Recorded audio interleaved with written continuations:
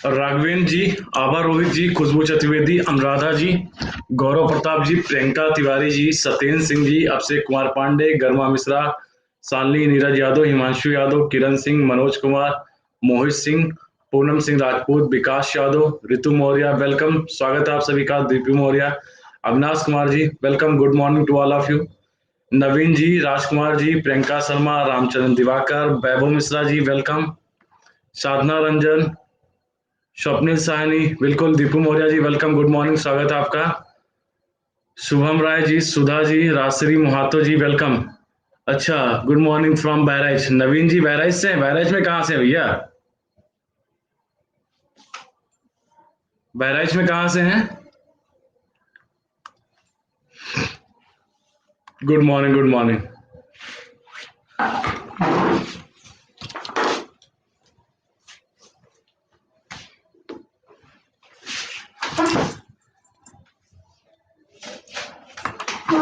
Lovely Gaur ji, welcome, study lover. Rama Agrahari, welcome, स्वागत है आपका। आप सही है?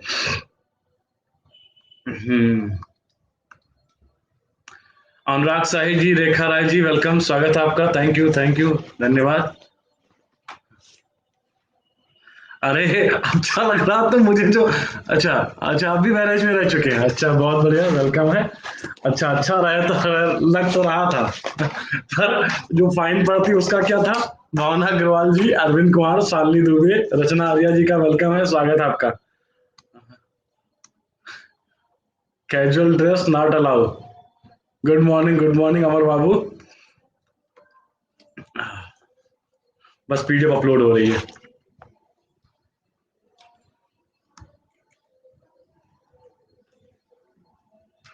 अमर आजाद जी का वेलकम है, स्वागत है अमर आजाद जी।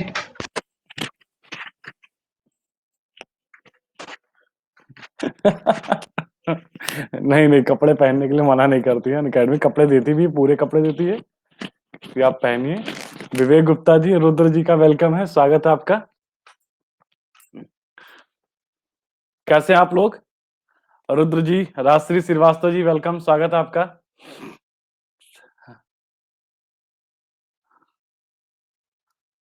हाँ, चलिए, आप सभी साथियों का विपिन सर की क्लास में वेलकम है। गुड मॉर्निंग सभी साथियों को। ऋषभ जी, निहारिका जी, वेलकम। और स्टार्ट कर रहे हैं क्लास आपकी। कैसे हैं आप लोग?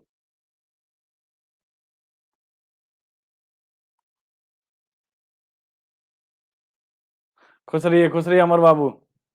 रणवीर जी, रामजी केसरी जी, वेलकम, स्वागत है आपका।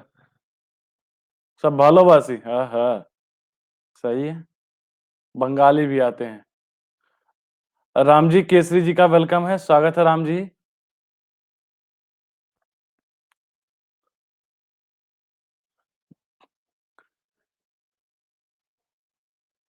चलिए, संजीव मौर्य जी का वेलकम है, स्वागत है आपका।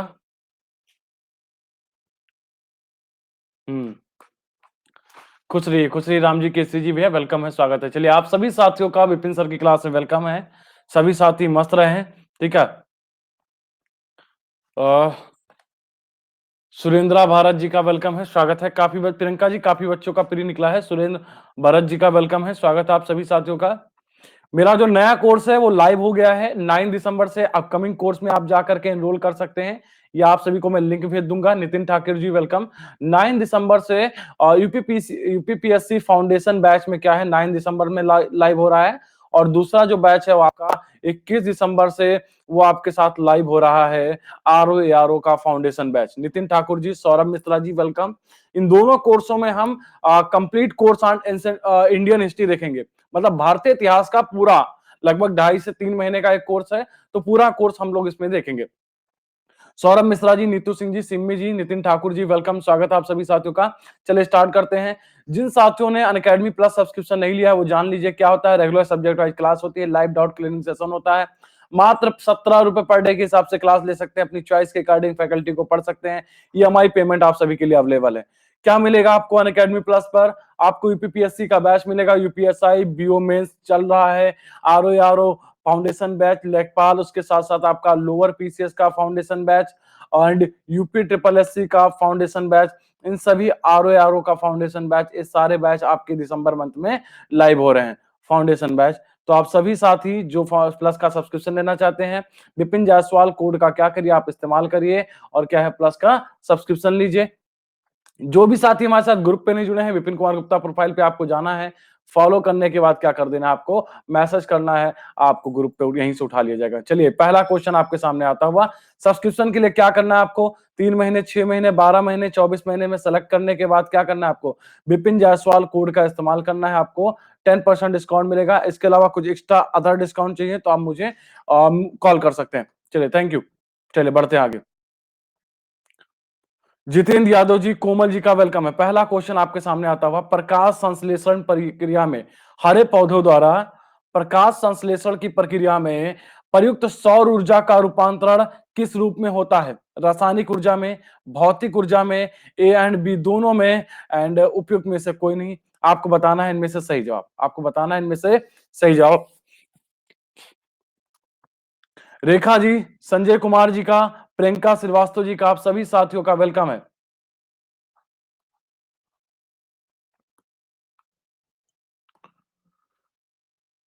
45% जवाब, 45% सही जवाब आता हुआ। प्रकाश संश्लेषण में पौधे में क्या होता है, क्या कौन सी क्रिया होती है आपकी, ए और बी दोनों वाला ध्यान रखो, रासायनिक ऊर्जा होती है। क्या होती है, रासायनिक ऊर्जा। गुड मॉर्निंग फातिमा जी, खुश रहिए। रासायनिक ऊर्जा के द्वारा क्या होता है, ये एक दूसरे को क्या करते हैं, परिवर्तित करते हैं। क्या होता है इस रासायनिक ऊर्जा में, क्या होता है रासायनिक ऊर्जा, कार्बन डाइऑक्साइड की उपस्थिति में कार्बन डाइऑक्साइड तथा पानी, और पानी के क्या 12 अणु मिलकर के क्या बनाते हैं, भोजन बनाते हैं, C6H12O6। क्या है, रुक रहा है क्या, क्या रुक रहा है, अच्छा नहीं रुक रहा है, कुछ बच्चों में दिक्कत आ रही है रुकने की। ठीक है, तो ये बनाते हैं, और क्या होता है, कार्बन डाइऑक्साइड भी, ऑक्सीजन क्या होती है, इसे ऑक्सीजन भी क्या होती है, इसे विमुक्त होती है। तो इसका सही जवाब क्या है, रासायनिक ऊर्जा क्या है, इसका सही जवाब है। नेक्स्ट क्वेश्चन देख लेते हैं, नेक्स्ट क्वेश्चन देख लेते हैं। निम्नलिखित में से कौन सी जंगली गोभी से नहीं निकला है, आपको बताना है। भैया बता दीजिए, क्लियर आ रहा है सभी का। अभिषेक जी का वेलकम है, स्वागत है अभिषेक जी।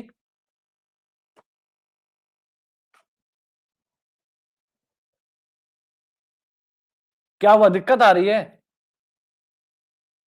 नहीं आ तो रहा है यार, मैंने भी अपने फोन पे चला लिया है। गुड मॉर्निंग प्रांजलि जी, गुड मॉर्निंग, स्वागत है प्रांजलि जी। ऑल क्लियर है ना, तो चलिए सभी का क्लियर हो गया, एक बार जरा कमेंट कर दीजिए। निम्न में से कौन सी जंगली गोभी से नहीं निकला है। हाँ आवाज सबको आ रही, जरा एक बार कमेंट कर दीजिए, आवाज आ रही है, जरा एक बार कमेंट कर दीजिए। ब्रोकली, फूल गोभी, अरे ये मत करो, बस ये बोल दीजिए आवाज आ रही है। ऑल क्लियर, बहुत बढ़िया, बहुत बढ़िया। निम्नलिखित में से कौन जंगली गोभी से नहीं निकला है, ब्रोकली, फूल गोभी, कोहराबी, पालक। आपको बताना है इनमें से सही जवाब, आपको बताना है इनमें से सही जवाब क्या है, इसका सही जवाब। दीपा कनौजिया जी का वेलकम है, स्वागत है दीपा जी। आ गई, चलिए बहुत बढ़िया। निम्नलिखित में से कौन सा जंगली गोभी से नहीं निकला है, ब्रोकोली, फूल गोभी, कोहराबी, पालक। कोई ऐसे स्टूडेंट है जो अभी तक मेरे साथ ग्रुप पे नहीं ऐड है, जरा कमेंट कर देंगे एक बार। अच्छा साधना जी आप नहीं ऐड हैं, तो आप तो रेगुलर स्टूडेंट है। सत्येंद्र जी एक बार रिफ्रेश कर लीजिए भाई साहब, एक बार रिफ्रेश कर लीजिए। ठीक है, बहुत बड़ा जवाब चलता हुआ। एक गोभी की प्रजाति, एक गोभी की ही प्रजाति है, 75% सही जवाब चलता है। प्रियंका जी आप, अच्छा पालक क्या है, इसका सही जवाब है। निम्नलिखित में से कौन जंगली गोभी से नहीं निकला है, पालक क्या है, नहीं निकला है। ठीक है, तो जो भी साथी हमारे साथ ग्रुप पे नहीं ऐड है, वो विपिन कुमार गुप्ता प्रोफाइल पे आपको जाना है, फॉलो करने के बाद आप यहीं से मुझे मैसेज कर दीजिए, आपको यहीं से उठा लिया जाएगा, ग्रुप पे ऐड कर दिया जाएगा, या आप मुझे इस नंबर पे क्या कर सकते हैं, मैसेज कर सकते हैं।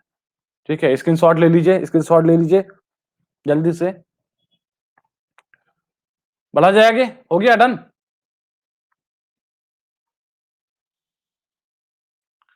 चाय की पत्तियों में विद्यमान सर्वाधिक महत्व का उत्तेजक है, कौन है, कैफीन है, फेनिलएलनिन है, ब्रूसीन है, थियोब्रोमीन है।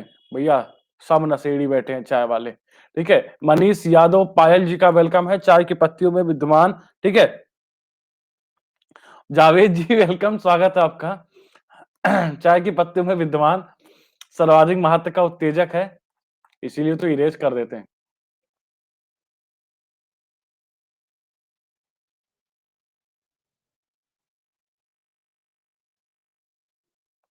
84% सही जवाब चलता हुआ, चाय की पत्तियों में विद्वान सर्वाधिक महत्व का उत्तेजक है।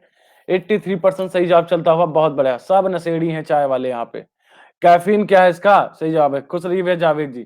ठीक है, तो चाय की पत्तियों में विद्वान जो सर्वाधिक उत्तेजक वाला पदार्थ होता है, अच्छा आप नहीं है, हम तो बहुते बड़े वाले हैं, टीचर सारे बहुते बड़े वाले नशेड़ी होते हैं चाय के, ध्यान रखिएगा। टीचर नशेड़ी तो होते हैं पर चाय के। ठीक है, सत्येंद्र जी भैया एक बार रिफ्रेश कर लीजिए, एक बार सत्येंद्र भैया एक बार रिफ्रेश कर लीजिए, एक बार एप्लीकेशन बंद करके ना बैकग्राउंड से, उसके बाद फिर से चला लीजिए। पुष्पेंद्र कुमार जी वेलकम, स्वागत है आपका। दिव्य यादव जी वेलकम, स्वागत है आपका। ठीक है, अरे हमारे लोगों को चाय ही क्या बोलते हैं, चाय ही क्या संजीवनी का काम करती है, क्लास लेने होती है। ठीक है, तो चाय की पत्तियों में विद्यमान जो सर्वाधिक महत्व का उत्तेजक होता है वो क्या होता है, कैफीन होता है। और कैफीन की खोज कब की गई थी, गुड मॉर्निंग राजश्री जी, 1819 में जर्मन वैज्ञानिक ने किया था, जर्मन वैज्ञानिक ने किया था, नाम था उनका फर्डिनेड। ठीक है, फर्डिनेड। शर्मिला सिंह जी का, कुमार विमल जी का वेलकम है, स्वागत है आपका। इन्होंने खोज की थी, फर्डिनेड रंज ने क्या की खोज की थी। ठीक है, कुमार विमल जी वेलकम, स्वागत है। चाय नहीं, चाय की नहीं खोज की थी, कैफीन की खोज की थी यार, चाय तो बहुत पहले चल रहा है। ठीक है, चाय बहुत चाय 17वीं 16वीं शताब्दी से चल रहा है। ठीक है, और उससे पहले हम लोग का जब चाय नहीं होती थी तो काढ़ा होता था, काढ़ा जड़ी बूटियों से जो सांधा वगैरह मिला करके बढ़िया पिलाते थे। ठीक है, तो इनको थैंक मत बोलिए रंजीत जी को। ठीक है, इन्होंने कैफीन की खोज की थी। ठीक है, नहीं, निम्नलिखित में से बहुत सूक्ष्म मात्रा में हो सकता है लेकिन मुश्किल है, नहीं। निम्नलिखित में से कौन सा एक पादपों के लिए आवश्यक सूक्ष्म पोषक नहीं है, बोरान जिंक सोडियम कॉपर, आपको बताना है निम्नलिखित में से कौन सा पादपों के लिए आवश्यक सूक्ष्म पोषक नहीं है, आपको बताना है सही जवाब। बच्चा सरेंडर मार गया, अरे भैया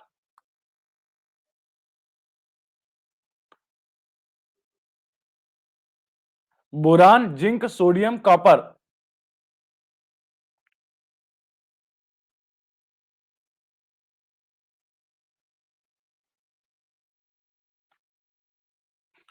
ठीक है, 20% क्या इसका सही जवाब है, 20%। सोडियम की क्या होती है, इसकी आवश्यकता नहीं होती है। ठीक है, पौधों की वृद्धि में कुछ तत्वों का क्या होता है, कुछ सूक्ष्म पोषकों का आवश्यक होती है, जिसमें क्या होते हैं, 7 तत्व होते हैं।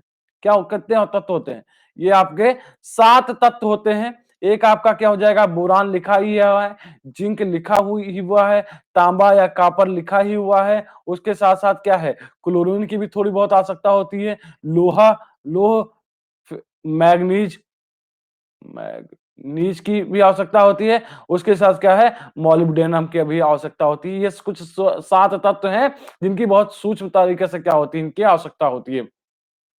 कीट भक्षी पौधे जिस मृदा में उगते हैं उसमें कमी रहती है, किसकी कमी रहती है, मैग्नीशियम की, कैल्शियम की, नाइट्रोजन की, जल की। आपको बताना, कीट भक्षी पौधे जिस मृदा में उगते हैं उसमें कमी रहती है, मैग्नीशियम की, कैल्शियम की, नाइट्रोजन की, जल की। स्वाति पचौरिया जी का वेलकम है, स्वागत है आपका।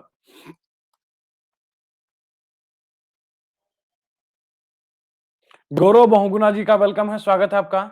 और आप लोगों के लिए एक गुड न्यूज ये है कि बहुत जल्दी आपको अनअकैडमी प्लेटफॉर्म पर आप सभी को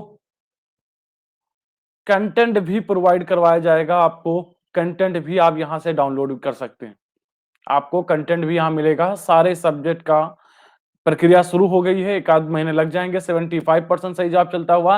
नाइट्रोजन की क्या होती है, कीट बच्ची पौधे जिस पौधा में उगते हैं, ठीक है, उसमें नाइट्रोजन की कमी होती है, वो अपने नाइट्रोजन की आवश्यकता को जो पूर्ति करते हैं वो कीटों को पकड़ कर और उनको पाचन करके करते हैं, उनका पाचन करके करते हैं। ठीक है, तो ये पौधे कह सकते हैं आंशिक रूप से विविध पोषी होते हैं। विविध पोषी का मतलब क्या होता है?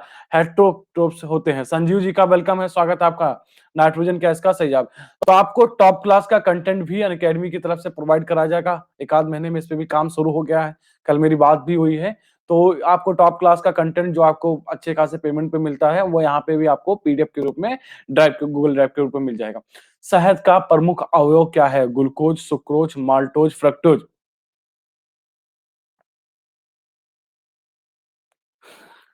बुक किट कोई नहीं देता है, नोट्स देते हैं, कोई बुक किट नहीं देता। बुक किट आपको खुद से परचेज करना पड़ता है। दीपा जी, संजीव जी, प्रतिभा यादव जी वेलकम। शहद का प्रमुख अवयव क्या है? ग्लूकोज, सुक्रोज, माल्टोज और क्या है? फ्रक्टोज। आपको बताना है इनमें से सही जवाब, आपको बताना है इनमें से सही जवाब। बच्चा फंसेगा। शिवांगी सिंह जी का वेलकम है, शिवांगी जी स्वागत है आप सभी साथियों का। Abhishek Verma ji welcome, good morning to all of you. शहद का प्रमुख अवयव क्या है? आपको बताना। 38% सही जवाब चलता हुआ।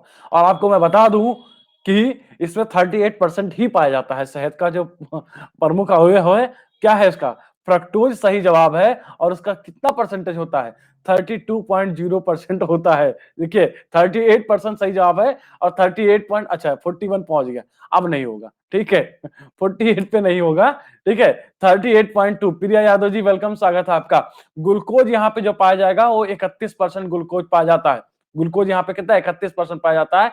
माल्टोज आपका 7.2% पाया जाता है। और सुक्रोज आपका 0.5% पाया जाता है। अब देख लीजिए प्रमुख अवयव क्या है, अब आप खुद ही दिमाग लगाइए, ठीक है। 38% क्या है इसका सही जवाब? 38% सही जवाब था। 38% इसका सही है कि फ्रक्टोज सबसे ज्यादा पाया जाता है। आंसर इसका क्या होगा? डी इसका क्या हो जाए करेक्ट आंसर।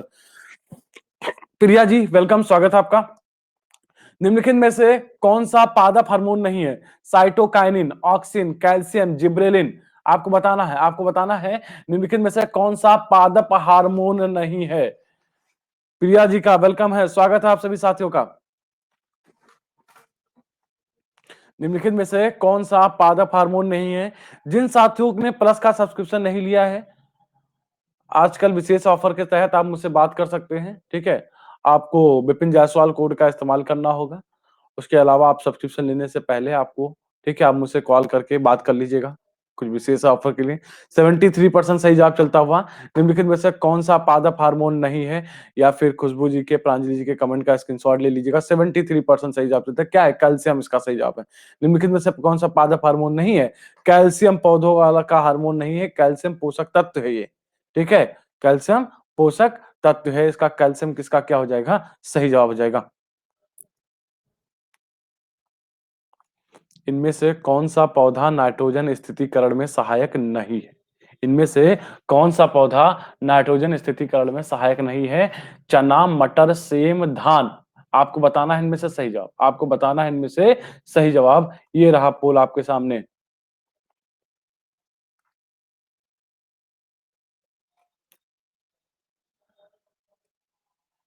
56% सही जवाब। मार्स गैस कहां पाई जाती है? मार्स गैस कहां पाई जाती है? अरे जिसको मेथेन के भी नाम से जानते हैं, ठीक है। धान के, अच्छा अभिषेक जी आप क्लास में तो हैं, बहुत दिन बाद दिख रहे हो भैया। धान के खेतों में पाई जाती है। कहाँ है? धान के खेतों में पाई जाती है, या फिर कह सकते हैं क्या है, दलदली स्थानों में पाई जाती है। धान क्या, इसका धान स्थितिकरण में सहायक नहीं है। और धान के खेत में नीलहरी शैवाल भी पाए जाते हैं, ठीक है। तो धान मीथेन गैस कहाँ पाई जाती है? ये तीक्ष्ण गंधहीन, ठीक है। आप रहोगे, ठीक है। 9 दिसंबर से कोर्स आ रहा है, आज मैं लिंक सेंड कर दूंगा, एक एक करके एनरोल करते जाना, ठीक है। 9 दिसंबर से आ रहा है। एनसीएन का पहले आएगा, उसके बाद 21 से आ रहा है, तो कंप्लीट आएगा, वो कंप्लीट आएगा। ये फाउंडेशन बैच है। यहाँ पे क्या है, अरे बिल्कुल पीडीएफ तो दे ही रहे हैं, पीडीएफ तो दे ही रहे हैं गौरव जी। ग्रुप में आपको पीडीएफ मिली होगी ना कल परसों, ठीक है। टमाटर के बीज रहित फल का उत्पादन संभव है। टमाटर के बीज रहित फल का उत्पादन संभव है। कैसे संभव है? टमाटर के खेतों के सूक्ष्म पोषकीय तत्वों के अनुप्रयोग से, पादपों तथा पादपों पर खनिज तेल छिड़कने से, पुष्पों पर हार्मोन छिड़कने से, रेडियो एक्टिव तत्वों से युक्त उर्वरकों के अनुप्रयोग से। बीज रहित टमाटर अगर आपको प्राप्त करना है कि भैया पथरी उथरी ना हो, तो क्या करना पड़ेगा? आपको बताना है इनमें से सही जवाब। अरविंद सिंह जी का वेलकम है भैया, स्वागत है आपका। अरविंद चाचा अभी मिठाई नहीं मिली है। टमाटर के बीज रहित फल का उत्पादन संभव है। कैसे संभव है? टमाटर के खेतों में सूक्ष्मातिक तत्व के अनुप्रयोग से बच्चा फंस रहा है। पादपों पर खनिज तेल छिड़कने से, खनिज घोल छिड़कने से, तेल नहीं है घोल है, ठीक है। पुष्पों पर हार्मोन छिड़कने से, रेडियो एक्टिव तत्वों के, ठीक है। 28% सही जवाब आया। 20 अभी लीडर बोर्ड जस्ट दिखा रहा है। एक आपका है पार्थिनोकॉर्पी, एक हार्मोन द्वारा इसको छिड़कने से टमाटर पर क्या है, टमाटर पर पुष्पों से छिड़कने से, ठीक है। पुष्पों पर छिड़कने से क्या होती है? अच्छा, किसी को नहीं मिली है। तो इससे क्या होता है, टमाटर बीज रहित प्राप्त किया जाता है। जब तक खिलाओगे नहीं तब तक हम रोज बोलते रहेंगे, जब जब दिखोगे। जब किसी वृक्ष की छाल वृक्ष के आधार के पास से गोलाकार चारों तरफ से हट जाती है, और तो यह वृक्ष धीरे धीरे सूख कर मर जाता है, क्योंकि जब किसी वृक्ष की छाल वृक्ष के आधार के पास पे गोलाकार चारों तरफ से हटा दी जाती है, तो यह वृक्ष धीरे धीरे सूख जाता है, क्योंकि मृदा से जड़ वायव अंगों में नहीं पहुंच पाता है। जड़ें ऊर्जा से वंचित रह जाती हैं। वृक्ष मृदा जीवाणुओं से संक्रमित हो जाता है। जड़ों को श्वसन हेतु ऑक्सीजन नहीं प्राप्त होता है। आपको बताना है इनमें से सही जवाब। ये रहा पोल आपके सामने। लीडर बोर्ड दिखा दिया जाए। हाँ?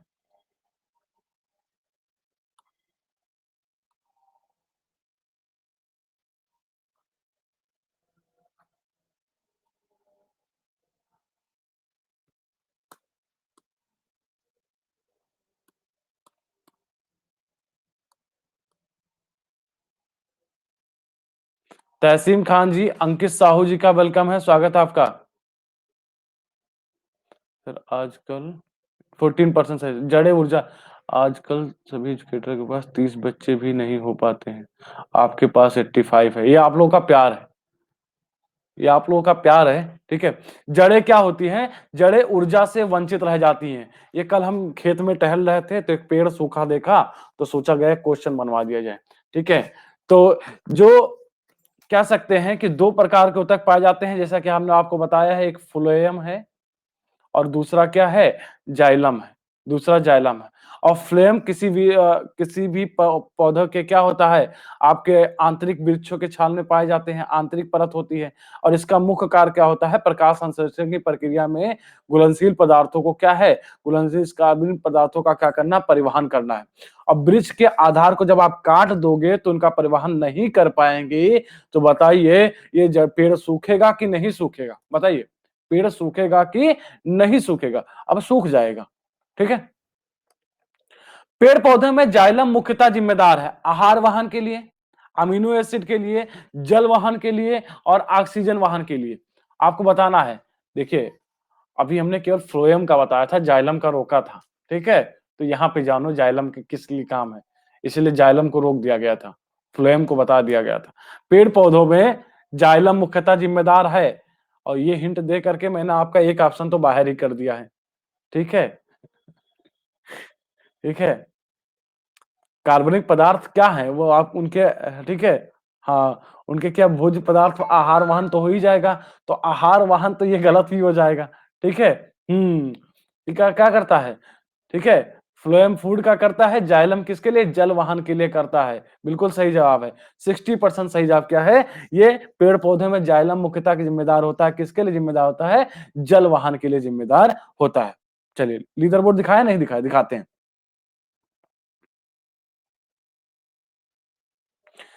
राघवेंद्र शुक्ला जी, ठीक है। संजीव मौर्य जी, जितेंद्र यादव जी, सत्येंद्र सिंह जी, राम जी केसरी, फातिमा आजमन, नीतू जी, पहले दूसरे स्थान से लेकर के 7वें स्थान तक, ठीक है। क्या है, सारे बच्चे 11 में 9 लेकर के टॉप पे चल रहे हैं, बहुत बढ़िया। राघवेंद्र जी टॉप पर हैं, प्रांजलि जी, अभिषेक कुमार जी, अन प्रियंका तिवारी, ये बच्चे टॉप 10 में हैं, बहुत बढ़िया। संवहनी वैस्कुलर, पौधों में पानी ऊपर किसके द्वारा खींचता है, फ्लोएम टिश्यू के द्वारा, पैरेन्काइमा टिश्यू के द्वारा, और क्या है, मेरिस्टेम टिश्यू के द्वारा, और जाइलम टिश्यू के द्वारा। कोई हिंट नहीं मिलेगी इस क्वेश्चन पे। प्रिया यादव जी का वेलकम है, कोई भी हिंट इस क्वेश्चन पे नहीं मिलेगी। संवहनी पौधों द्वारा पौधा, अरे वाह, एकदम गदर मचा दियो, सही है। ठीक है, तो अब ध्यान रखिएगा, अब ध्यान रखिएगा कि क्या है फ्लोएम फॉर, फ्लोएम क्या है, फ्लोएम फॉर, जैसा कि अभी अभिषेक जी ने लिखा, दीपू मौर्य जी ने लिखा है, फ्लोएम फॉर फीड, फूड, यफ यप, फ्लोएम किसका प्रवाहन करता है, फूड का करता है, ठीक है। और जल का फ्लो, जॉन जल का क्या करता है, अब अंग्रेजी पर मत जाइएगा, वाटर पर मतलब उस पे वाटर पर मत जाइएगा, जाइलम फॉर जल, ठीक है, ये याद करने का तरीका है, जाइलम फॉर जल, फ्लोएम फॉर फूड। प्रिय यादव जी वेलकम, स्वागत है आपका। अब यार जा फॉर जा या फॉर यफ, रविकांत जी वेलकम, स्वागत है। इसलिए इसको हमने हिंदी में लिखा है, अंग्रेजी में, इसको लिए हिंदी में लिखा है ये, ठीक है, ताकि आपको दोनों कैच हो जाए। तो जल का कौन करेगा, जाइलम करेगा, फूड का कौन करेगा, वो करेगा फ्लोएम करेगा, ध्यान दीजिएगा इसका, ठीक है, जाइलम। अब पानी और वाटर पर मत जाइएगा, ठीक है। आकाश कुमार जी, रविकांत जी, प्रिय यादव जी, आप सभी साथियों का वेलकम है। पेड़ की आयु पता लगाया जा सकता है, पेड़ की पत्तियों की गणना करके, बहुत बढ़िया है। अब चढ़ा दिया जाएगा, ठीक है, आप लोगों में से किसी को चढ़ा दिया जाएगा, जाओ भैया पत्तियां गिनो, फिर बताते हैं कितने साल का है। उसके धड़ पर वलयों की संख्या की ज्ञात करके, ठीक है, पेड़ की शाखाओं की गणना करके, शाखा भी ठीक है, उसकी ऊंचाई का माप करके, ठीक है, आपको बताना है इनमें से सही जवाब। ये रहा पोल आपके सामने, देखते हैं कौन पेड़ की पत्तियां गणना करता है। अच्छा, कोई नहीं गणना करेगा। सब डर गए। और कुछ लोग तो हैं, एक दो लोग हैं, ठीक है, जिनको ऊंचाई मापवाएंगे चढ़ा करके। ठीक है, तो उसके धड़ पर वलयों की जो संख्या होती थी, उसको क्या करने, गढ़ कर, देखिए जब पेड़ आपको काटते हैं, पेड़ काटते हैं तो उसमें जो तना मिलता है, उसमें कुछ रिंग बने होते हैं, ऐसे ऐसे ऐसे करके रिंग बने होते हैं, ठीक है। तो इससे पता चल जाता है कि अच्छा, अगर हम भैंसों का एज, अब ये मत बताइएगा भैंसिया हमारे यहाँ है तो क्या डेट ऑफ बर्थ लिख ले भाई। अब कोई अगर भैंस देखो तो उसकी एज कैसे पता चलेगी, जरा भैंसों वाला बताओ, भैंस, ठीक है, हाँ, सींग, जो सींग होते हैं उनके, जो सींग होते हैं ऐसे निकले होते हैं ना, आजकल उस पे, अरे कौन सा पिक्सार्ट करके कौन सा ऐप आता है, उसमें लगा दो तो सींग उंग निकल जाती है। अच्छा, ठीक है, हाँ, सींग सींग। और कौन भैया पूछ के, ठीक है, हाँ, पूछ की बाल कौन गिन रहा है, ये कौन है, आकाश जी, बहुत सही, तुम बेटा पूछ के बाल गिनो। और कुछ लोग तो पूछ रहे हैं उससे, ठीक है, भैया बता भैंसिया, बोलेगी अम्मा। ठीक है, 20 का क्या है सही जवाब है, 20 का क्या है सही जवाब है। अरे चलिए, क्वेश्चन रिपीटेड है, वृक्षों की आयु निर्धारित होती है, किसके द्वारा निर्धारित होती है, ठीक है, चलिए लगा दीजिए, लगा दीजिए। पहले हमारे यहाँ हुआ करती थी, जब मेरे फादर थे तो हमारे घर में एक आध जानवर हुआ करते थे, बड़ा मजा आता था उनकी टोन बोलने में, कंफ्यूज कर देते थे भैंस को और गाय को कंफ्यूज कर देते थे कि आखिर बछड़ा उनका है कहाँ, ठीक है। इसमें वार्षिक वलयों की संख्या गिन करके इसका क्या है सही। केसर होता है सूखा मिश्रण, किसका होता है, केसर होता है सूखा मिश्रण, किसका होता है, पत्ती और तने का, पंखुड़ियों और जड़ों का, फूल और बीज बनाने वाले भागों का, बीज और कलियों का। केसर होता है सूखा मिश्रण, किसका मिश्रण होता है, कभी आप लोग किए हैं, बचपन में तो किए होंगे ना। अच्छा, कुछ बच्चे शहर वाले हैं, ठीक है, जो कभी करीब ही नहीं गए होंगे। अपन लोग खेत में पड़े रहते थे, अरे हो जाती हैं, बढ़िया निकाल लें, ठीक है, बढ़िया आवाज नहीं निकाल पाते होगे आप लोग। हम लोग बहुत कायदे से निकालते थे। जो आजकल नए नए बाबू सोना हो गए हैं, मतलब जो डॉगी हो गए हैं ना, डागू डागी को आजकल बाबू बाबू बोला जाता है। फूल और बीज बनाने वाले भागों को, ये अगर दो तीन हो तो, अगर हम लोग बाइक वाइक से कभी होते थे, ठीक है, तो हम लोग इनको कंफ्यूज करा देते थे कि साला भौंक के कौन गन गया, ठीक है। अच्छा, सही है, एग्जाम्पल तुमको हम दे रहे हैं दीपू मौर्य, ठीक है, फूल और बीज बनाने वाले भागों को, ठीक है। निम्न में से किस पौधे के फूल नहीं होते, निम्न में से किस पौधे के फूल नहीं होते, कटहल, गूलर, आर्किड, फर्न। आपको बताना है सही जवाब, आपको बताना है इनमें से सही जवाब। एक बचपन में बड़ी स्टोरी चलती थी, ठीक है, अभी देखते हैं, देखते पहले जवाब आने दो। लो भैया, गूलर के फूल ना हो जाओ, ठीक है सभी लोग, पहले बचपन में हम लोग गाँव में बड़ी गजब-गजब स्टोरियाँ चलती थी। कहती थी अगर आपको गूलर के फूल मिल जाएँ, ठीक है? हाँ, गूलर के अगर फूल मिल जाए, तो आपका है जिस चीज़ में रख दोगे वो हमेशा कभी खत्म ही नहीं होगी। तो हम लोग सोचते थे ठीक है, सोना-वोना के पास रख देंगे, रोज़ निकालते रहेंगे। 38% सही जवाब चलता हुआ, ठीक है? हाँ, पैसा-पैसा हो जाएगा। भैया गूलर का फूल होता है वो जो गूलर जो लगता है उसी के अंदर ही फूल होता है। जो गूलर लगता है ना छोटा-सा, उसी के अंदर ही फूल होता है। हमारे घर के पीछे लगा था, मतलब पूरा बचपन बीत गया गूलर के फूल ढूँढते-ढूँढते नहीं मिला। ठीक है? सावन का महीना आता था और उससे पहले ही चैत, बैसाख, ज्येष्ठ, आषाढ़, सावन, हाँ, आषाढ़ के महीने में हम लोग झूला डाल लेते थे। ठीक है? कि 2-3 महीना झूला झूलेंगे कभी तो फुलवा मिल जाएगा, घर में पैसा माँगने का झंझट खत्म हो जाएगा। ठीक है? माँगो 100 तो पकड़ाते हैं 50। फर्न क्या है इसका सही जवाब, अब खर्चा गिनाओ। ठीक है? अब इस समय लेने में कतई नहीं कतराते हैं। उस देश में आनुपातिक प्रतिनिधित्व आवश्यक नहीं है जहां उस देश में आनुपातिक प्रतिनिधित्व आवश्यक नहीं है जहां कोई आरक्षित निर्वाचन है, द्विदलीय प्रणाली विकसित हुई है, पहले आए सब ले जाए, फर्स्ट पास्ट द पोस्ट पद्धति प्रचलित है, राष्ट्रपति और संसदीय शासन प्रणाली का मिश्रण है। आपको बताना है इनमें से सही जवाब। उस देश में आनुपातिक प्रतिनिधित्व आवश्यक नहीं है जहां पर क्या है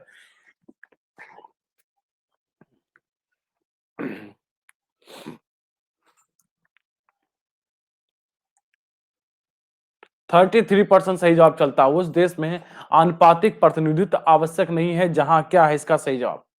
जहां क्या है 30% सही जवाब चलता हुआ। देखिए आनुपातिक प्रतिनिधित्व प्रणाली का जो मतलब है, कह सकते हैं कि समाज के हर हित, ठीक है, धैर्य रखे बताते हैं। ठीक है, इसका मतलब क्या है, आनुपातिक प्रतिनिधित्व लागू करने का मतलब क्या है? क्या है इसका कि समाज के, इसका जो लक्ष्य होता है आनुपातिक प्रतिनिधित्व का जो लक्ष्य होगा, वो होगा समाज के हर हित व हर हित व समूह को समुचित प्रतिनिधित्व उपलब्ध कराना। ठीक है, उपलब्ध कराना। ठीक है, अब बताइए जहां पे द्विदलीय है वहां पे क्या ऐसा कुछ सिस्टम होगा? वहां पे आनुपातिक नहीं होगा। यहां पे बहुत सारी पार्टियां हैं, इसीलिए आनुपातिक प्रतिनिधित्व होता है। बहुत सारे धर्म, बहुत सारे कास्ट, बहुत सारे रिलीजियस, बहुत सारे भाषा, अलग अलग टाइप के, इसलिए उनका भी क्या है, उनका भी रेशियो, उनका भी अनुपात में आपके पास में क्या होना, विधायिका में उनका भी क्या होना चाहिए, साथ होना चाहिए, इसीलिए जरूरी है। इसलिए द्विदलीय प्रणाली विकसित हुई है, वहां पे इसका आवश्यक जहां पे है वहां पे आवश्यक नहीं है, बाकी सब जगह क्या आवश्यक है। भारत में संसदीय प्रणाली की सरकार है क्योंकि भारत में संसदीय प्रणाली की सरकार है क्योंकि लोकसभा जनता द्वारा प्रत्यक्ष रूप से निर्वाचित होती है, संसद संविधान में संशोधन कर सकती है, राज्यसभा को भंग नहीं किया जा सकता है, मंत्रिपरिषद लोकसभा के प्रति उत्तरदायी होती है। आपको बताना है इनमें से सही जवाब। भारत में संसदीय प्रणाली की सरकार है क्योंकि लोकसभा जनता द्वारा प्रत्यक्ष रूप से निर्वाचित होती है, संसद संविधान का संशोधन कर सकती है, राज्यसभा को भंग नहीं किया जा सकता है और लोक मंत्रिपरिषद लोकसभा के प्रति उत्तरदायी होती है। तो संसदीय प्रणाली सरकार की जो विशेषता है मेन जो आएगी, वो अनुच्छेद 75(3) में आती है कि केंद्रीय मंत्रिपरिषद सामूहिक रूप से लोकसभा के प्रति क्या होती है, उत्तरदायी होती है। इसलिए भारत में सरकार में संसदीय प्रणाली को क्या कहा जाता है, सरकार कहा जाता है। ठीक है, 41% क्या है इसका सही जवाब चलता हुआ।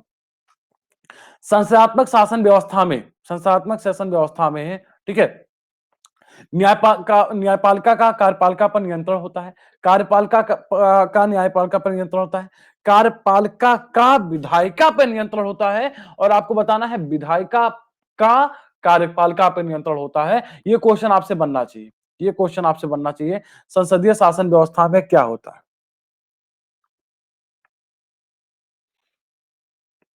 70% सही जवाब चलता हुआ।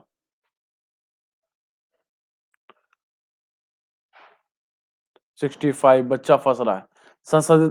संसदात्मक शासन प्रणाली में in a parliamentary system of government, आपको बताना है क्या है इसका सही जवाब। क्या इसका?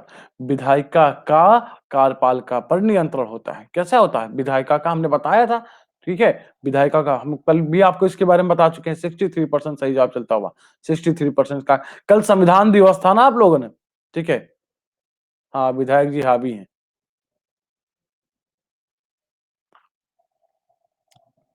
संसदीय सरकार जिस सिद्धांत पर कार्य करती है वह है, संसदीय सरकार जिस सिद्धांत पर काम करती है वह है शक्तियों का विभाजन, अंकुश और संतुलन, विधायिका और कार्यपालिका में घनिष्ठ संबंध, न्यायपालिका का कार्यपालिका पर नियंत्रण।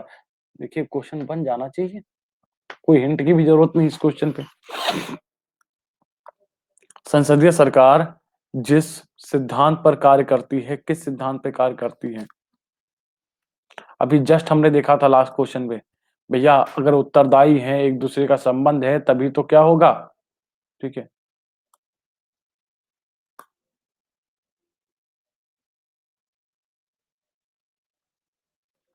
72% सही जवाब चलता हुआ, क्या विधायिका और कार्यपालिका में घनिष्ठ संबंध, क्या इसका सही जवाब है?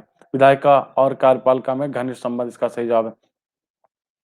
संसदीय क्रियाविधि के अनुसार गिलोटिन का अर्थ क्या है कि आपको बताना, गिलोटिन का अर्थ क्या है आपको बताना। जारी कार्य को रोककर विषय को, हाँ सी ही तो सही जवाब है, सी ही तो सही जवाब है। क्या जावेद जी कोई कंफ्यूजन?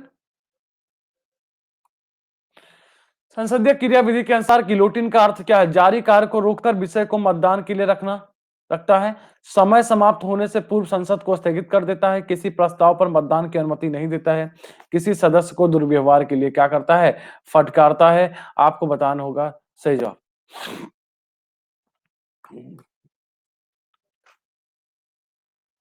अच्छा, आप लोगों में से कोई बीएड कर रहा है क्या? 41% सही जवाब चलता हुआ।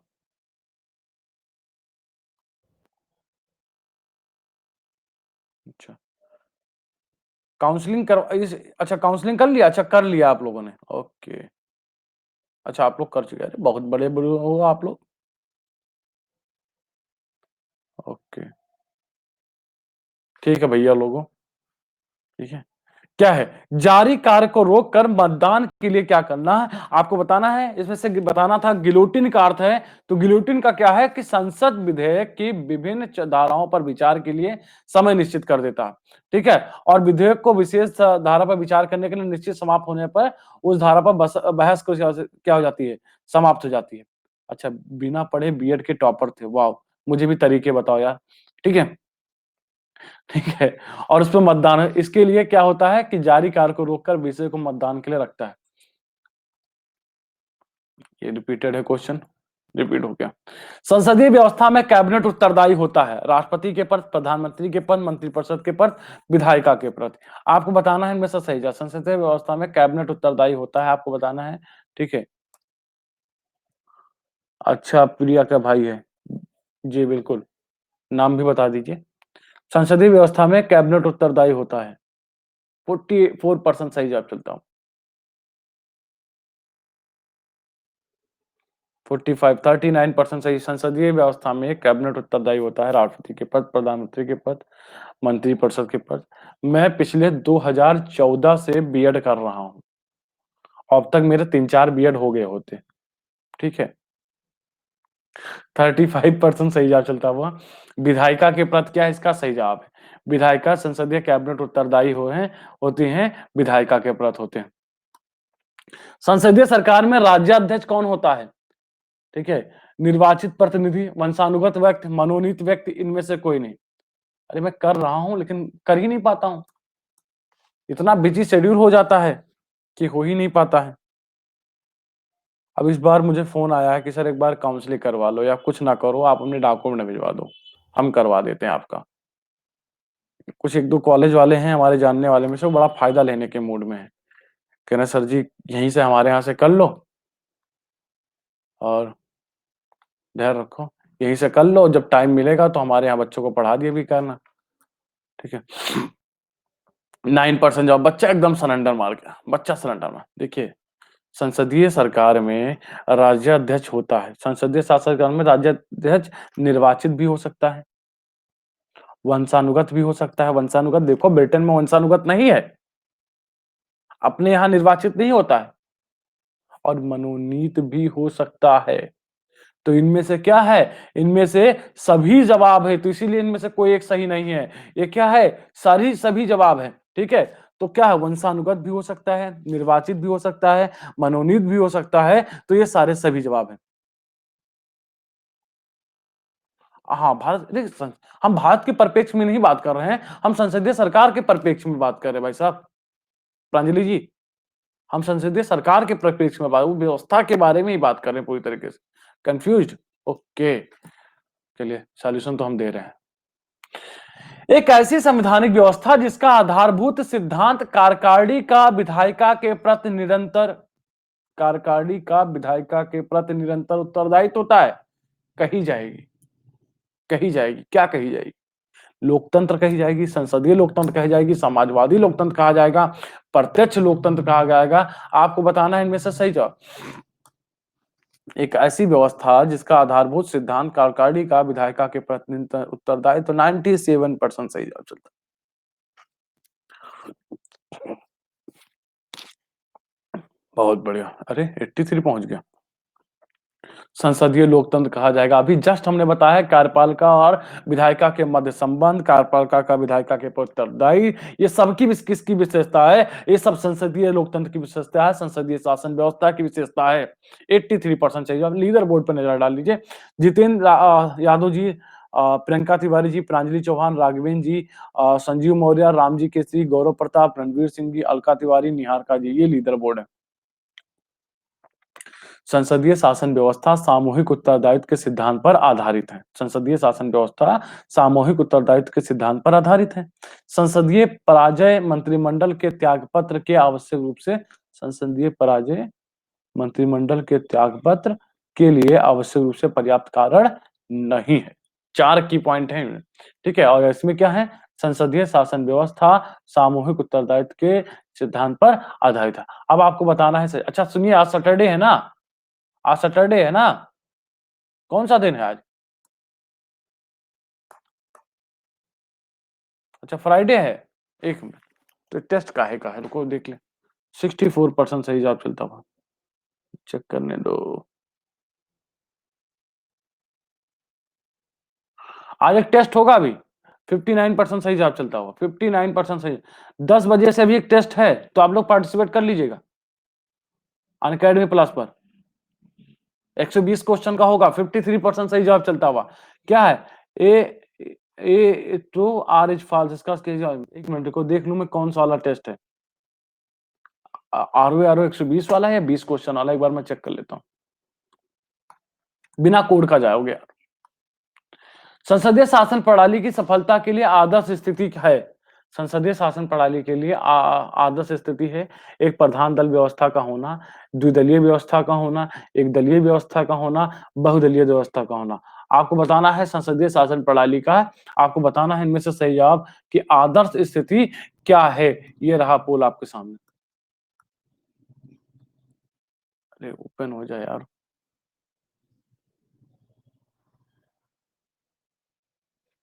फिर कन्फ्यूज आ गई। आदर्श प्रणाली की बात कर रहे हैं, आदर्श। वो तो अपने यहाँ इंडिया में है, ये है, ये तो अपने यहाँ इंडिया में है, ये है।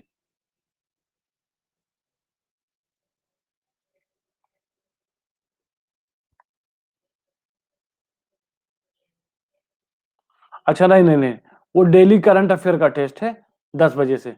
ठीक है, 42% सही जवाब चलता होगा। क्या है? द्विदलीय व्यवस्था का होना, इसका क्या है? सही जवाब है। पोल चल रहा है जी। निम्नलिखित में से कौन सा पद केवल संस्थात्मक शासन प्रणाली में ही पाया जाता है? निम्नलिखित में से कौन सा पद आपको बताना है कि केवल संसदीय शासन प्रणाली में ही पाया जाता है? अच्छा, पोल नहीं आया था, चलिए अब आ जाएगा। आपको बताना है इनमें से सही जवाब। राष्ट्रपति, उपराष्ट्रपति, प्रधानमंत्री, राजा, इनमें से कौन सा पद केवल संसदीय शासन प्रणाली में ही पाया जाता है? आपको बताना है सही जवाब। 50% सही जवाब चलता हुआ। अरे यार काहे गलत कर रहे हो? राष्ट्रपति सब में प्रेसिडेंशियल, अरे प्रेसिडेंशियल सिस्टम प्रणाली होती ही, अध्यक्षीय शासन प्रणाली वहां पे अध्यक्षीय ये होता है। अच्छा रणवीर जी, पोल नहीं आया, क्या दिक्कत हो रही है? अध्यक्षीय शासन प्रणाली, उपराष्ट्रपति भी वहीं पे होता है, उपराष्ट्रपति संसदीय में भी होता है, इसमें होता है, केवल प्रधानमंत्री इसका सही जवाब है, ठीक है? और संस्थात्मक शासन प्रणाली होता है। एक ऐसे देश का नाम बताइए जहाँ पे दोनों व्यवस्था है, संसदीय भी है और क्या है, अध्यक्षीय भी है। दोनों का मिश्रण देखने को मिलता है, दोनों का मिश्रण देखने को मिलता है। चाइना, अरे नहीं, चाइना में सरकारें कहाँ हैं? नहीं, नहीं, नहीं, भारत। यहाँ पे तो अध्यक्षीय में राष्ट्रपति नाम मात्र का है। अरे यूके कहाँ से हो जाएगा यूनाइटेड किंगडम? वही संसदीय प्रणाली का आदर्श देश है, वही का क्या, वही जिसका जनक है, कहाँ से हो जाएगा Gaurav ji? Home rule league आंदोलन सर्वप्रथम किसने प्रारंभ किया था ना? इंडिया भी नहीं है। एनी बेसेंट, सरोजिनी नायडू, सुरेंद्रनाथ बनर्जी, तिलक। होम रूल आंदोलन का किसने प्रारंभ किया था ना? ब्रिटेन। गलत जवाब। ठीक है, आपको बताना है इनमें से सही जवाब। ये रहा पोल आपके सामने।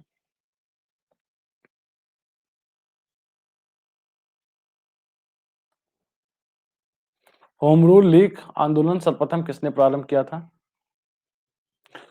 सितंबर 1916 में इनके द्वारा किया गया था।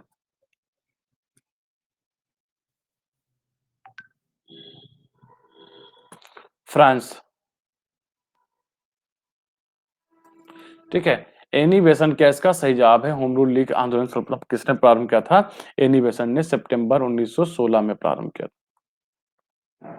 होम रू सन 1915-16 में दो होम रूल लीग आरंभ की गई थी, नेतृत्व में किसके किसके?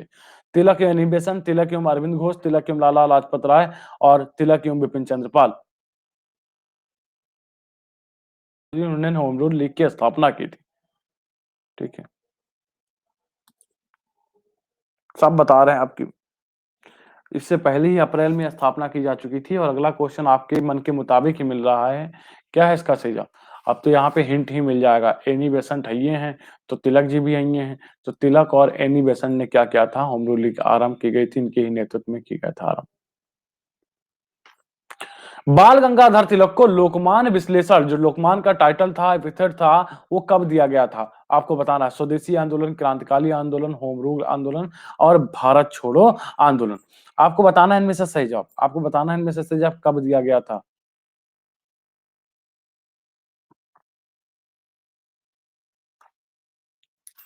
बाल गंगाधर तिलक को लोकमान्य कब विश्लेषण कब दिया गया था? आपको बताना है इनमें से सही जवाब। आज शाम को मे बी 5 बजे, ठीक है। 5 PM में आपको, 4 PM में आपकी स्पेशल क्लास होगी और 5 PM में आपकी एनसीईआरटी की अगली क्लास होगी। तो आप सभी का 5 बजे वेलकम रहेगा, एनसीईआरटी पढ़ा जाए। अच्छा, स्लाइड नहीं आ रही तहसीन जी? ओके, एनसीईआरटी पढ़ते हैं क्योंकि एनसीईआरटी अगले महीने से तो रेगुलर कर देंगे। एनसीईआरटी पूरी कोशिश होगी। होम रूल आंदोलन क्या है इसका सही जवाब? बाल गंगाधर तिलक में लोकमान्य विश्लेषण कब दिया गया था? होम रूल आंदोलन इसका क्या है सही जवाब? निम्नलिखित में से कौन होम रूल लीग आंदोलन से नहीं जुड़ा है? आज बहुत प्रॉब्लम कर रहा है, क्या दिक्कत है? तहसीन जी आई अभी नहीं आई? निम्नलिखित में से कौन होम रूल आंदोलन से नहीं जुड़ा है? नहीं, कुछ दिक्कत तो आ रही है, कुछ दिक्कत आ रही है क्योंकि मैं पिछले 20 मिनट से देख रहा हूं कि हो सकता है ये कुछ सर्वर पे दिक्कत चल रही है, क्योंकि एक भी बच्चा 20 मिनट में नहीं जुड़ा है और ऐसा पॉसिबल नहीं है। पिछले 20 मिनट से एक भी बच्चा लाइव नहीं जुड़ा है। निम्नलिखित में से कौन होम रूल आंदोलन से नहीं जुड़ा था? आपको बताना, CR दास, एस सुब्रमण्यम, एनी बेसेंट और बीजी तिलक। आपको बताना है सही जवाब। कुछ तो दिक्कत आ रही है।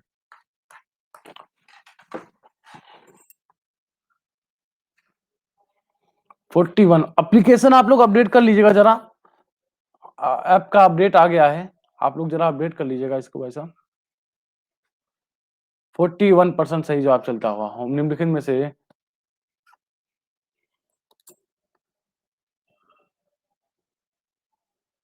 अच्छा सर्वर, हाँ हाँ सर्वर डाउन का, अच्छा सर्वर डाउन का भी नोटिफिकेशन। अच्छा तो फिर हाँ, इसीलिए दिक्कत चल रही है, कुछ सर्वर डाउन चल रहा है, क्योंकि मैंने बैक कर दिया है अपने फोन पे, अब फिर ये दिखा रहा है, जबकि यहाँ तो तगड़ा नेटवर्क है हमारे पास। ठीक है, CR दास क्या इसका सही जवाब है? ये क्लास चलती रहे कैसे कैसे। अच्छा, तो सर्वर से दिक्कत आ रही, कभी कभार हो जाता है।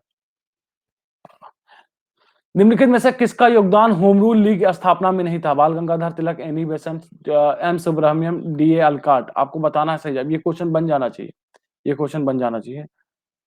कुछ फिर सर्वर दिक्कत ही आ रहा है।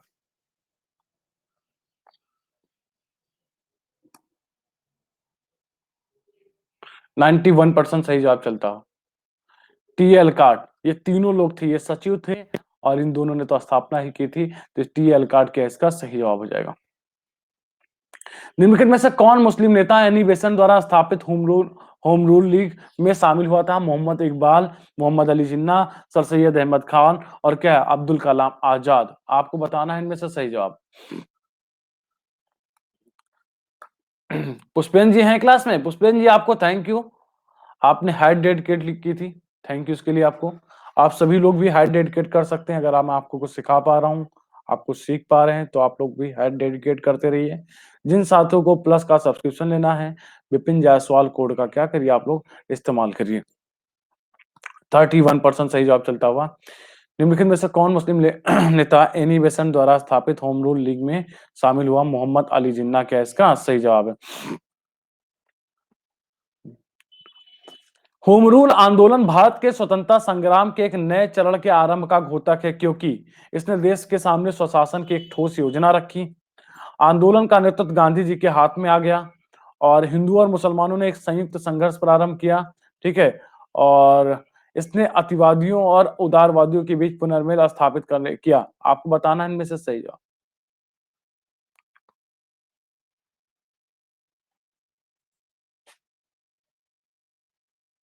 35% सही जवाब चलता हुआ। हाँ यार, बिल्कुल सही बता रहे हो, आप लोग सही बता रहे हो कि एकदम सर्वर का ही दिक्कत आ रहा है।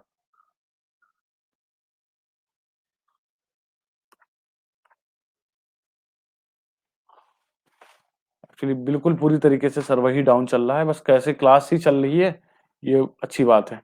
इसने देश के सामने स्वशासन की एक ठोस योजना रखी है, इसका क्या है सही जवाब। 4 क्वेश्चन और है, फटाफट कर लेते हैं। ठीक है, होम रूल लीग के संबंध में निम्नलिखित में से क्या सत्य है? सबसे पहले इसकी योजना एनी बेसेंट ने वर्ष 1914-15 में की। ओके, तिलक को होम रूल, ठीक है, तिलक की home rule league Karnataka, Maharashtra, Karnataka, Madhya Prant और बरार तक सीमित थी। तिलक द्वारा स्थापित होम रूल अधिक शक्तिशाली था। तिलक और बेसेंट के मतभेदों के उपरांत भी दोनों लीग बनी रही। आपको बताना है इनमें से सही जवाब। आपको बताना है इनमें से सही जवाब कि कौन सा कथन, इनमें आपको बताना है कौन सा कथन क्या है आ, आ, असत्य है।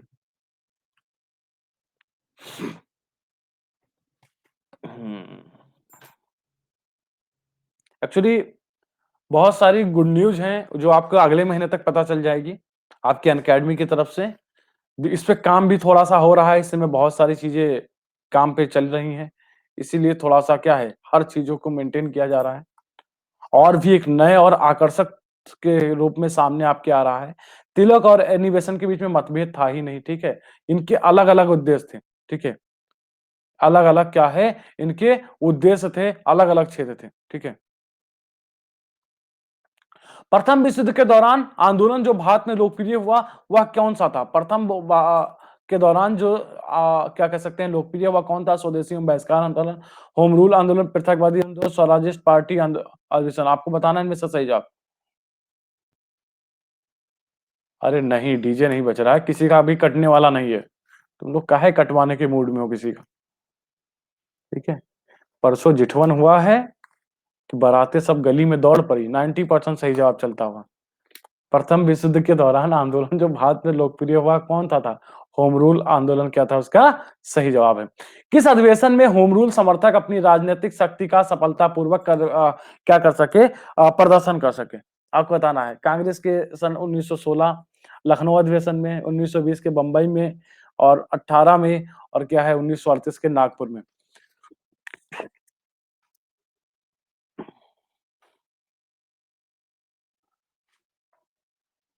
अरे वाह, बहुत बढ़िया, 96% सही जवाब। भैया बिल्कुल बोलबाला रहा है लखनऊ अधिवेशन में। हुआ ये कि नरम दल गरम दल एक हो गया, लखनऊ समझौता हो गया मुस्लिम लीग और कांग्रेस का, और इन्हीं तिलक और एनी बेसेंट के प्रयासों से, तिलक और एनी बेसेंट के प्रयासों से ही ये हुआ है, इसीलिए इनमें बड़ा जलवा रहा कांग्रेस के सन 1916 के लखनऊ अधिवेशन में। बहुत बढ़िया।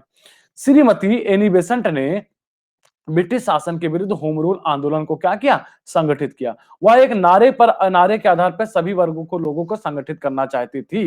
आपको बताना है इनमें से सही जवाब। ये रहा पोल आपके सामने।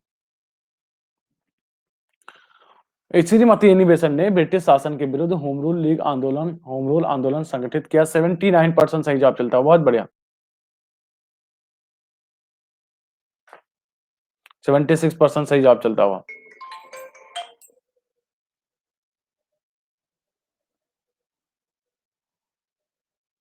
क्या इसका सही जवाब? ए और आर दोनों सत्य हैं और ये सही की व्याख्या कर रहा है, ये इसका क्या है? सही जवाब है। और आज का लास्ट क्वेश्चन है, कि 1920 में निम्नलिखित में से किसने अपना नाम परिवर्तित कर स्वराज सभा रख लिया था? आपको बताना है सही जवाब। All India home rule league, Hindu Mahasabha, south Indian liberation federation, the servant of Indian society. 92% सही जवाब है। निम्नलिखित में से किसने अपना नाम परिवर्तित कर स्वराज्य सभा रख लिया था? तो जिन साथियों को प्लस का सब्सक्रिप्शन लेना है, प्लीज विपिन जायसवाल कोड का इस्तेमाल करिएगा आप। और विपिन कुमार गुप्ता प्रोफाइल पे जो भी साथी ग्रुप पे नहीं ऐड है, फॉलो करिएगा। आपके लिए कुछ विशेष ऑफर होंगे 1-2 दिन के लिए, तो आप लोग जिनको सब्सक्रिप्शन लेना है ले लीजिएगा। क्या है इसका सही जवाब? ऑल इंडिया होम रूल क्या है, क्या इसका सही जवाब? लीडर बोर्ड देख लेते हैं। प्रियंका तिवारी जी, प्रिया जी, प्रांजलि चौहान, गौरव प्रताप, हिमांशु जी, अबा रोहित, रणवीर सिंह, निहारिका जी, राघवेंद्र जी, संजीव ये है लीडर बोर्ड। ठीक है, तो चलिए फिर मुलाकात करते हैं शाम को आपसे। Thank you, bye bye, take care, जय हिंद।